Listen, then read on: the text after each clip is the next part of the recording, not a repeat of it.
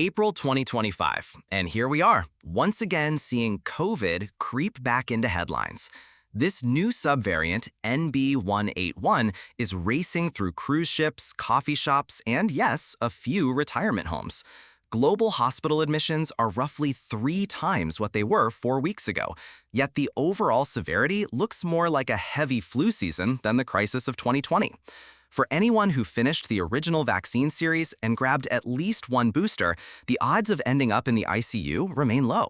Still, age and underlying health matter more than ever. So today, I want to unpack where things stand, why people between 50 and 80 should pay special attention, and, most important, the everyday habits that keep us ready for whatever wave rolls in next.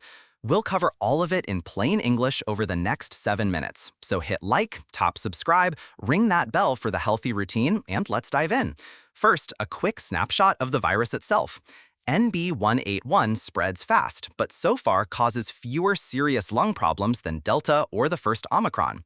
If you're vaccinated, your immune system still remembers how to fight, just not quite as aggressively at the front door, which is why so many fully vaccinated folks can test positive yet bounce back after a couple of days on the couch. Hospital data tell the familiar story. Most severe cases cluster among people over 60, especially those with heart disease, diabetes, or chronic lung issues. Vaccines continue to cut the risk of hospitalization by a solid margin, but natural aging still chips away at antibody levels around the 6 to 12-month mark. That's why a quick booster, when offered, helps push those antibodies back up within a week, like topping off the oil in your car before a long road trip. Now, let's talk directly to my 50-plus listeners. Many of you carry battle scars, stiff knees, a bit of high blood pressure, maybe a stent or two. None of those conditions erase the protection you already earned from the shots, but they do raise the stakes if you catch the virus. We also can't ignore the slow creep of muscle loss that starts around age 50. Strong leg and core muscles keep your lungs and heart from working overtime when you fight any respiratory illness, COVID included. In other words, the needles are only half the story. Daily habits decide how easily you bounce back.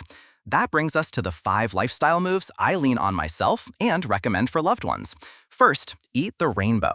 Half your plate in colorful vegetables or fruit at every meal, plus oily fish or beans a couple of times a week. Vitamins and plant pigments calm inflammation, and omega-3 fats pep up the parts of your immune cells that actually neutralize viruses. Second, pair walking with strength work. 150 minutes of brisk walking each week, plus 2 20-minute resistance sessions. Think bodyweight squats while the coffee brews, or light dumbbells during evening news. Nothing fancy, just consistent. Third, upgrade your sleep. 7 to 8 hours in a cool, dark room, with screens shut down at least 30 minutes before bed. Good sleep isn't a luxury. It literally boosts antibody production the night after you're vaccinated or infected. Fourth, feed your gut. Yogurt or kefir every day. Plenty of fiber, about 30 grams, and you'll nurture bacteria that coach your immune system. Finally, control your air. Crack windows on buses, use a portable HEPA filter at home, and keep a comfy mask in your pocket for crowded indoor spots.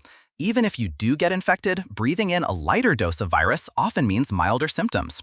All that may sound like a long to-do list, yet the real time cost is around 2 hours of walking a week and a couple of small food swaps. Compare that with the weeks it takes to recover from a nasty chest infection, and it's a bargain. The key is momentum. Waiting for a surge to start exercising is like buying home insurance while the kitchen's on fire. 10 minutes of chair yoga, a rainbow salad, and consistent bedtime routines beat the most expensive supplement stack on the market. So, what's the action plan? First, pull out your vaccination card. If your last jab was more than 9 months ago, ask your doctor or local pharmacy about the 2025 update. Health agencies are rolling out variant-tuned boosters right now. Second, schedule your routine checkups. Making sure blood pressure, blood sugar, and cholesterol are in line today means fewer complications if you pick up any bug tomorrow. Third, build those habits now, before the next curveball. Remember, muscles and immune resilience are earned in advance, not in the middle of a fever. Let's land on the big picture. COVID might flare again and again, but we are not back at square one. Vaccines shoulder the heavy lifting, and our everyday choices handle the fine print. Keep moving, eat bright-colored meals, sleep like it's your job, air out your spaces, and stay current on boosters. That combination turns a fast-spreading virus into an annoying head cold for most people, even at 70 or 80. If today's talk helped you feel a little more prepared, please hit like, subscribe to The Healthy Routine, ring that notification bell, and share this episode with someone who could use a confidence boost. Stay safe, stay active, and I'll catch you next time.